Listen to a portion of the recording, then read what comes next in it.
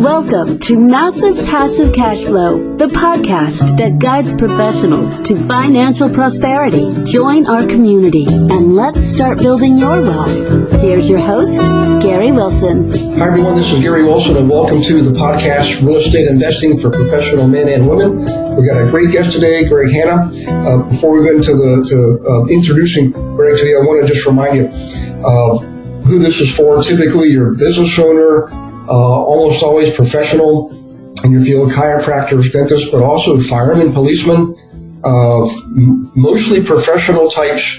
And we invest differently. We're not doing the no money down stuff. I mean, I used to do that for years. I'm sure if you tried it, it's not a lot of fun. So we actually do it the right way. We do it the honorable, ethical way in our neighborhoods. We don't live there, but other people do, and we want to make sure they have a nice home. The neighborhood wins, the tenants win, we win. Everybody wins. It's the best way to invest, and I promise you, long term, it's actually the best way financially to invest too. So, in any case, if you haven't already registered for sign up for the podcast or subscribe, go ahead and please do so. Obviously, this is on 30 some odd channels and being downloaded in over 30 countries right now.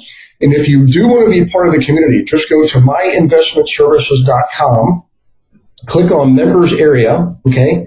And then you have to, if you're a member, you just log in. If you're not, click on the button on the right, which shows you how to gather information. I think they give you a lot of stuff there too. A lot of stuff you can just grab for free off the website. It's an education-based company, and the main thing is to inform and instruct first, and then later on you can make good educated decisions. So, anyways, without further ado, I want to introduce Hanna. Greg and I are in the same mastermind group. I'm in a couple of them. And there's a great subject, which is basically security for you and your business on your computer. I mean, there's a lot of challenges out there today. It seems like every time the good guys have a win, the bad guys figure something else out. So we constantly have this going on. So Greg, welcome aboard. I appreciate you taking your precious time, especially this time of day, to serve the community and let these folks know all about you and what you're doing. Well, thank you, Gary. It's a pleasure to be on your podcast. Awesome. Hey, I appreciate you being here. So obviously, if you wouldn't mind, give us an introduction and just who is Greg? Where are you? Kind of how did you get from where you were to where you are? It'll provide some pretty interesting context for everybody, and then we can go into maybe some case studies. Well, I'll be glad to do that. I'll shoot way back to when I was 12 years old. I really loved having the quality of life that I saw around me. We didn't quite have that, and I knew it was out there and available. We had a couple of people in our family that were very well off, and one drove a Porsche that was pretty exciting at 12. So I decided, what's the common denominator, is that they had their own business, so that's what I had to do. Fast forward, 22 years old, started my first company right out of college, and that was quite a while ago. I had a goal of being a millionaire by the time I was 36, did it when I was 29. Very exciting, and I've been riding this technology wave now all the way, since 22 years, when I was 22 years old, which was a long time ago, as I'm sure you can appreciate.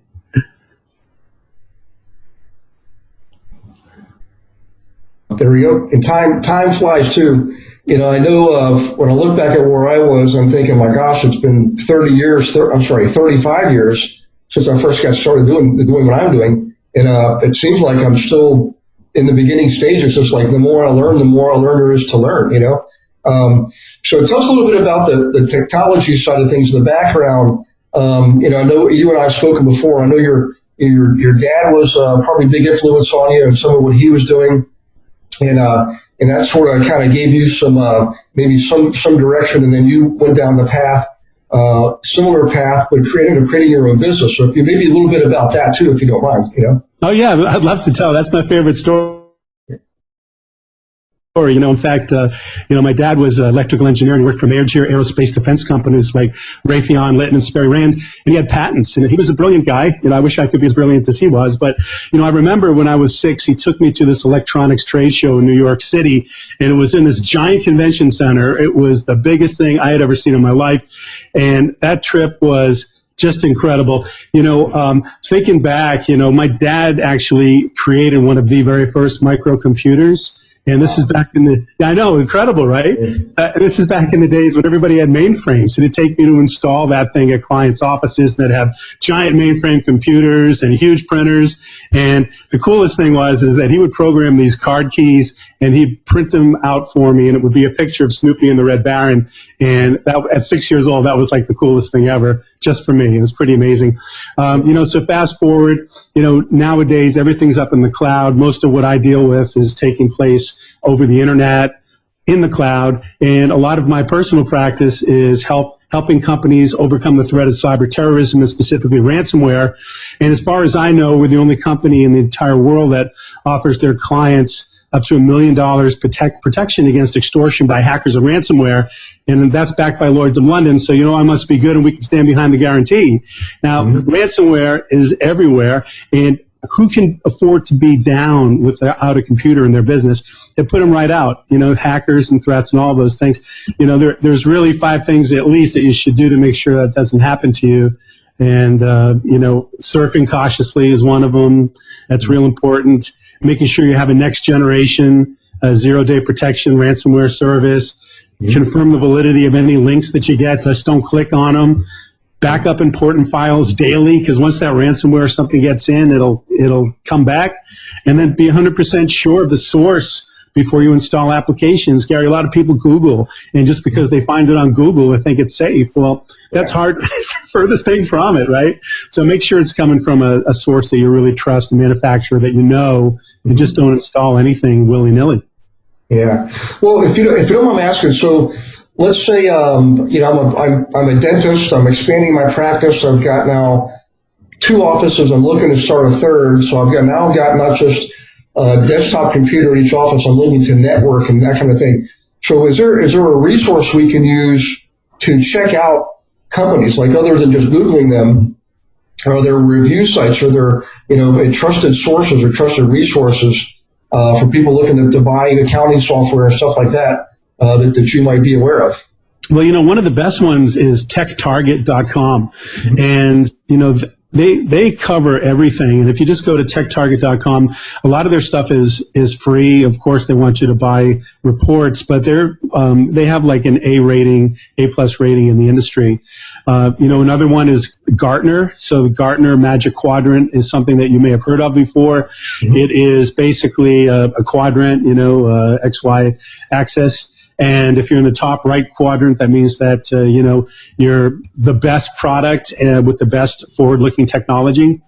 And lucky for us, that's where our software sits. Okay. So we don't write it. I developed our portal and our service, but the company that I selected to write the code that goes on clients' computers is a Gartner top right-hand guy. So. Awesome. Yeah, I have heard of Gartner before. So let's go ahead and talk a little bit about what you're doing. Because I think what you're doing is incredibly invaluable. I've constantly self-educating. I go to conferences, I join masterminds. Even though I'm a real estate guy, I love joining masterminds that have people from different industries because you learn so much more. It's like you can, it's almost, if you stay in your own little genre, it's almost like, I don't know what a good term would be, but it's like incestuous because you're just getting the same thing from the same people. But if you branch out and network with other people in the industry, you learn so much more. So let's take that dentist stuff. So let's say I'm that dentist and I'm expanding.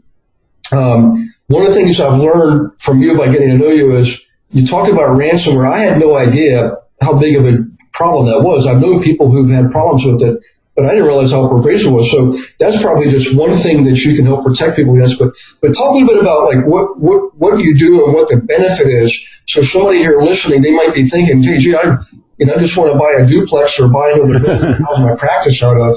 There's a lot more to consider than just a building. If you're having a network, you've got to be conscious of these things, So Troy Rim, if you wouldn't mind, touch on that a little bit, I'd be happy to. There's really 3 main areas in technology, and that's what TOS focuses on. My company is TOS C3, and it's 3 C's. It's cybersecurity, cloud computing, and compliance, data compliance. And so if we look at the cloud computing side, because ransomware fits in the cyber side, look at the cloud computing side. In 1999, I bought our first data center to deliver cloud computing, what was called ASP back then, application service provider. And we delivered cloud technology way back then. And what I would do, now I own 3 data centers, but now what I would do is that small firm that you were mentioning is tosses data centers that say we would be the network for them, and we would host all of their applications, and they could be anywhere in the world, these 3 offices, or even mobile, and they would seamlessly run as if they had like an enterprise class Fortune 100 data center, but it costs like small business. My tagline that I love to throw out is, enterprise IT for the SMB, because small to mid-sized market is pretty much, everyone in business. Right. Except the $1,500 billion companies, right? So cloud technology, phenomenal. A lot of people think it's Amazon. They think it's Office 365. That's just like the applications and some stuff. But if you want to do business, there's ways to do business in the cloud properly. So we can help people with that. Cybersecurity, we began with ransomware, but it's a lot more than that. It's intrusion detection, intrusion prevention. It's two-factor authentication. It's business continuity and disaster recovery. I mean, one of the things that we did for Intel Corporation, even not a small, they make the chips, they go inside. Yeah. So I was responsible for $2.5 million an hour in downtime at this one wafer factory. And I covered that for 8 years. So we built this highly resilient data center for them, and we would manage that. And the funniest thing is that we'd have 20 minutes a year of planned outage, which during a planned outage is when we could go in and do an upgrade. And they had so much to do, and we had literally 20 minutes. So we'd practice almost 6 months in the lab, like a special ops team, zip in, you do this, you do that. It was really scripted and documented to make that perfect. Another area that's really critical these days is information security practice. What we would call data compliance.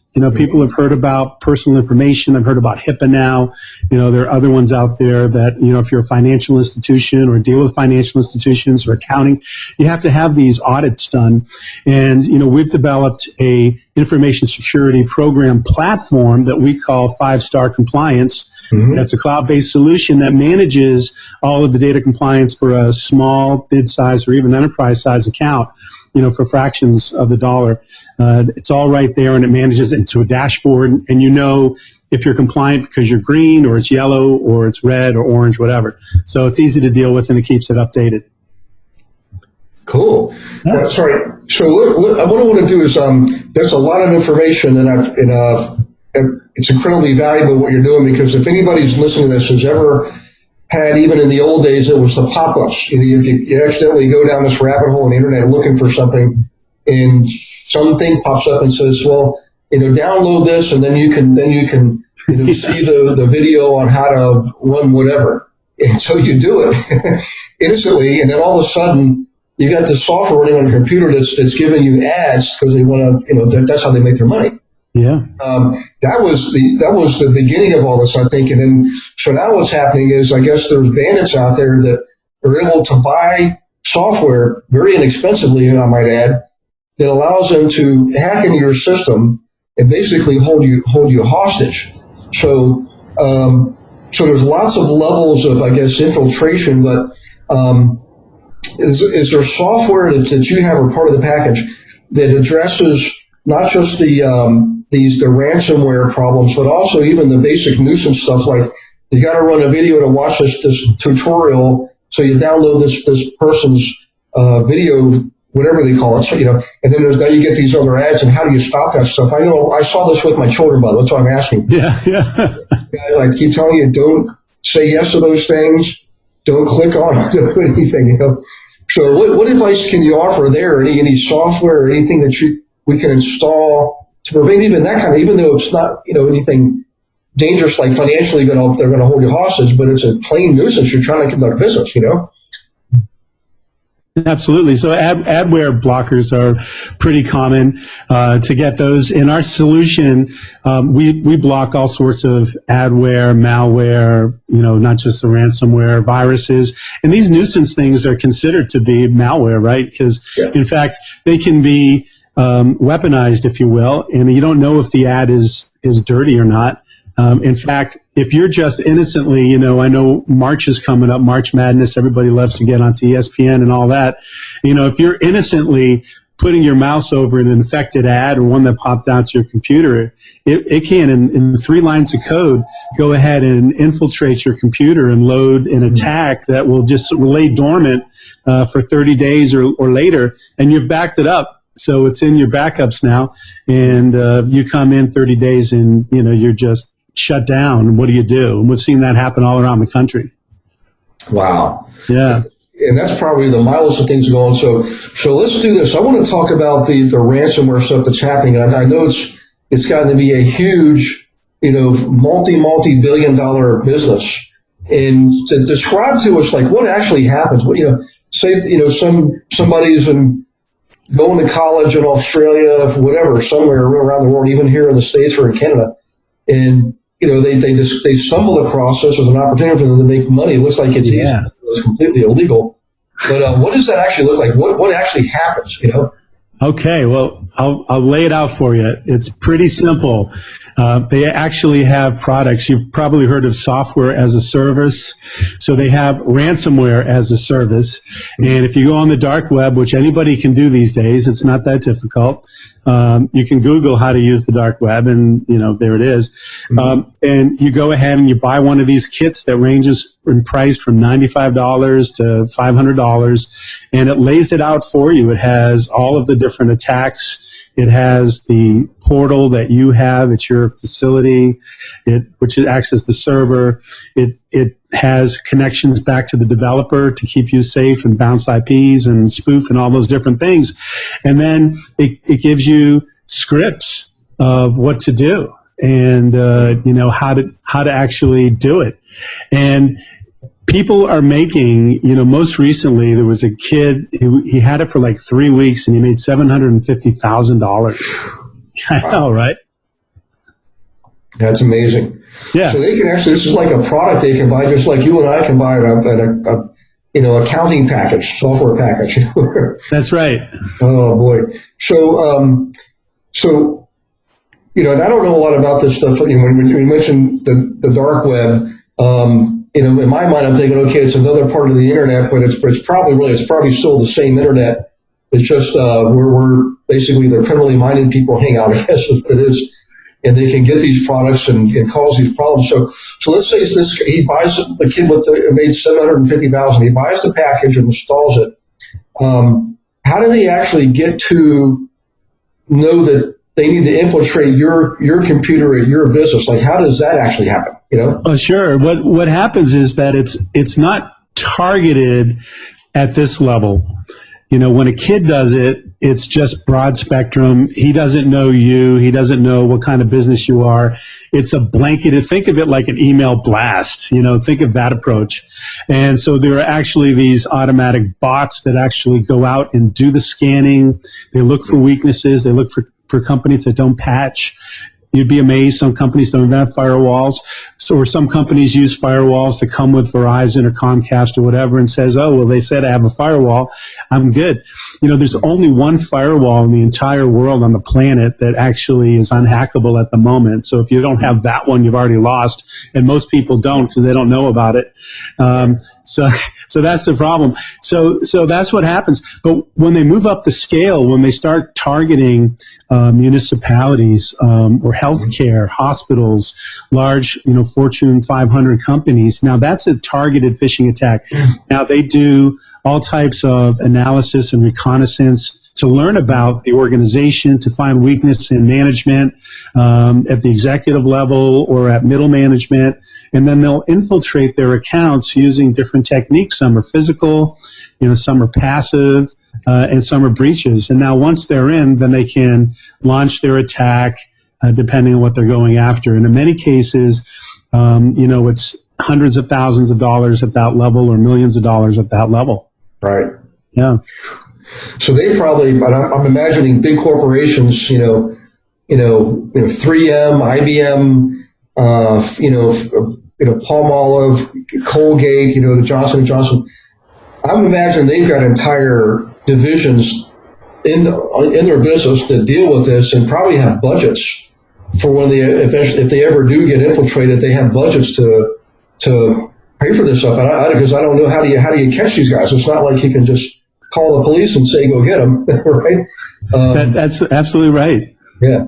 I was at an event with. They were interviewing some of the CEOs, and the CEO of Bank of America was there. And he said that their cybersecurity division is the only division in the entire organization that doesn't have a budget, because he has to spend whatever it takes to be certain 100% that he is safe. Wow. But that was interesting when you mentioned that. So, right. So let's say this kid who made $750,000, his blast email worked. He got some people who were infiltrated. And he was saying he or she. Now, how do they actually get paid? Because it's not like I'm guessing, somebody's going to send them a suitcase full of money in the mail or anything like that. I mean, I'm sure it's electronic, but does that also to the point where it's encrypted so they can't be caught, or I guess it's very difficult to catch them? How does that part work? Well, there's using cryptocurrency to do that. And cryptocurrency, the most common one that people hear mostly about, especially in the news, is Bitcoin.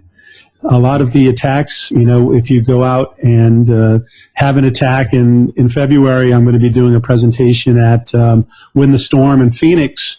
And my breakout session, I'm actually going to launch a ransomware attack on a computer so people can actually see that, and it'll actually shows that Bitcoin is what they're looking for. Now, Bitcoin and the other cryptocurrencies, some of them are untraceable. Bitcoin is traceable to back to a wallet address, and a wallet address, think of it as a home address for your Bitcoin bank account, if you will. Okay. And once you know that home address, you can basically track the transactions. But what these guys do is they don't keep one Bitcoin address or wallet, on infinitum and have tens of millions of dollars in there. What they usually do is every 1 to 5 attacks, they'll generate a new ID so that it's small amounts and pretty much untraceable. Wow. Yeah, I guess any authorities are going to be going after the big bucks first, right? Correct.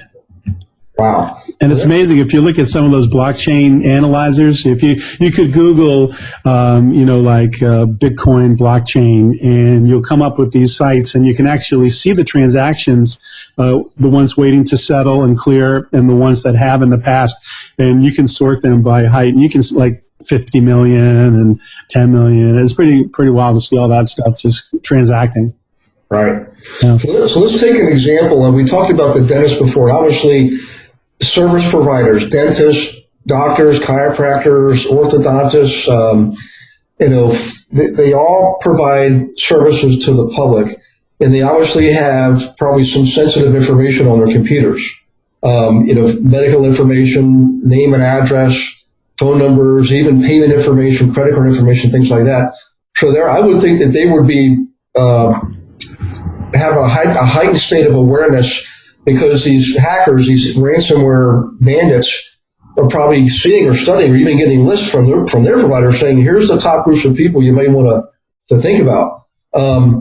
So from that perspective, can they use, are there systems where maybe a practitioner in Jacksonville, Florida has got 1 to 3 offices?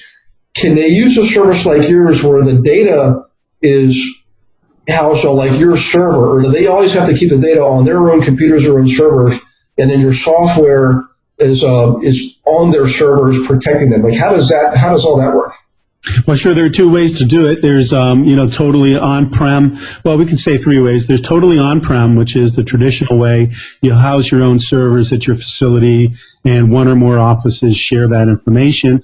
Hybrid is the other one, which is some of it is in the cloud and some of it's local on-prem. And then full cloud is, it's 100%, elsewhere, and you're basically seeing the results of what your processing is. Now, this is the safest way, just because no data ever traverses the line from the data center back to you. Basically, just screenshots and mouse movements and key clicks, and that's what's coming across. The only time real data comes down to the computer in the full cloud environment is when you're printing and when you're downloading a file. Other than that, it's totally encrypted throughout the entire process. Okay. Yeah. Well, I tell you what, if you could describe the process that someone would go through, you talk about dentists, what about let's talk about a realtor. I don't serve people directly now with my license, but I do have a realtor's license. And at one point, I serve a lot of people. That's what I'm doing when I do it, because I focused on investors and built quite a big business. I have my own brokerage company, everything.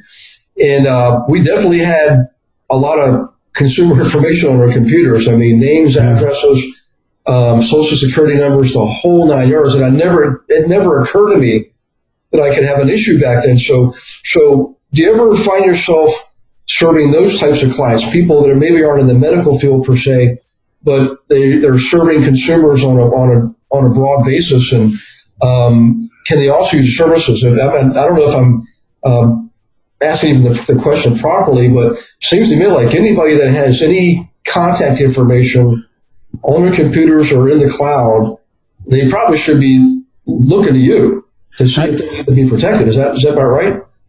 That's a fair assessment. Basically, if you have a computer and it's critical to your environment, to run your business, to make your money, to protect your clients' information, then we need to have a conversation. And it's very simple.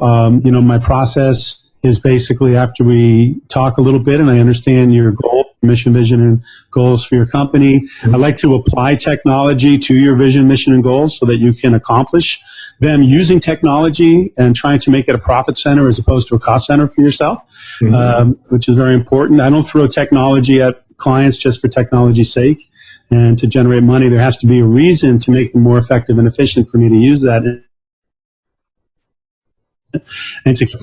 So once we have that conversation, we do a full analysis. That would be on the security, the data, the network, the IT environment, ransomware prevention, and then cloud readiness.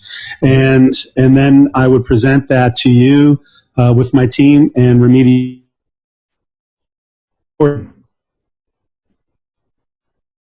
Now, up to that point, there's no cost for anything. You in fact, can even take my plan and implement it elsewhere if you like. But that's how we do it. But most clients, I would say 80-90% have us implement it just because of our our deep understanding of what needs to happen and for how long we've been doing it, and the level of clients that we have. Not only do we have, giant companies that have worked with us like Fidelity and Intel and places like that, but we're cross industries. So as you had mentioned, we've got realtors and management companies, we've got accountants, lots of accountants, and law firms, lots of hospitals, lots of healthcare, and so on. So that's what we do. Yeah. Well, I like the way you do it. So I know we've gotten to know each other a good bit over the last half a year. You've spoken at Nasdaq, you've spoken at Harvard, you've spoken at a number of prestigious places, and they don't just let any old person come in there and speak. So I admire you for what you're doing, and it sounds like to me one of the key factors here is it's not just like a canned process. You're not like saying, okay, one size fits all, here's my program. You actually spend time digging deep and getting to know them, and it's customized, it sounds like, That's fair. That's 100% accurate, because, even though everybody uses a computer and everybody uses some level of software, how you use that computer on a day-to-day operation, can make a big impact. As you had mentioned, when you're with your own ilk, you're all in real estate, you're all looking at the same thing, doing it the same way. Then you bring in people from other industries, and, this person over here who's might be in finance is using the computer this way. And then you say, wow, if I applied what he's doing with finance to this process in real estate, that's going to save me, 50 hours a month. And then before you know it, boom, that's right to the bottom line. Yeah. Well, I've got a good example for all the listeners out there who already have properties, particularly rentals. When I first started out, I did my own management. I didn't do like the painting and all that, but financially, I managed the rents coming in, paying the bills, making the deposits, all that kind of stuff. So if you have properties right now on your computer, you have your tenants' information, you're potentially subject and potentially liable too. And that's really what I wanted to have you on, Greg, is I'm thinking, most people are thinking, well, I don't have a big business, but it doesn't matter if you don't have a business. You could be a dentist with one office location, but more importantly, everybody I cater to are investors, and I'm one too. And I'm thinking over the years, all the information I had on my computer right at my fingertips, and I'm doing emails back and forth, and I'm researching things on the internet, so my computer is exposed. So if you're listening to this right now, you should at least look into it. I mean, so Greg, is there a way people get a hold of you? I know you probably got a website, but internet email address, phone number. You have a special report you can, like a case study to give people, or even a book you've written. How can people get a hold of you and see some of what you do? You know? Oh, that's great. I appreciate that, Gary. Feel free to email me directly. And my email is Greg, just Greg at TOSSC3.com. And you can call me directly if you like as well. 800 number is 888-884-8677. Or the website, as you had mentioned, www.tossc3.com. And on there, I've written 4 books. 2 of them are bestsellers. You can send in a request form. We'll send you a book. There are reports that you can download, case studies that you can download based on industry. So there's a lot of information, and we're expanding our website in this first quarter. So there'll be even more new and exciting stuff. So if you don't find what you want, now, email me. If you're interested in having an assessment done, email me or call me. Well, I appreciate you doing it, and I think I speak for everybody when I say that. It's just we're all so connected anymore. I mean, my gosh, mine's turbo solo, but these things right here are more powerful than when I interned at NASA back in the early 80s. I worked on the space shuttle program. Wow. The software on these things here are more powerful than the software I used back then. Wow, that's incredible, isn't it? Yeah. So it's just, and then we're on a computer right now doing this podcast. So I appreciate you taking your time. I know what's funny about my podcast is I don't just focus, completely exclusively just on real estate investing and flipping and buying rentals and all that. We do bring in other experts from other industries that are relevant. And anybody today that's doing any kind of business, and if you own rental properties, you have a business. You own a business. And you should definitely do this. Keep this separate from whatever your practice is, if you have a practice, and probably even have 2 computers. Quite frankly, that's what I do. But have the right software and the right protection, and I would take Greg up on his offer there. So Greg, any final words of wisdom or a little piece of advice, from your own history or maybe from your dad or something you can share with everybody? Well, I'll give you a little bit of advice. And it's 2 things that I live by, and that is, why people are reaching out to you in your program so they can better themselves. If you work on your job, you'll make a living, but if you work on yourself, you'll make a fortune. Mm-hmm. And, in order to achieve a goal you never had, you need to become someone you've never been. So if you really take this decade, this 2020, mm-hmm. and look inward, get up an hour or 2 earlier, work on yourself, have written goals this year, have a purpose, come up with a personal mission statement. If you're so inclined and just don't want to come up with 10 things to better your life in 2020, then come up with an entire decade plan, and plan it out year by year. You'd be amazed. Make this the best ever, because the roaring 20s are back.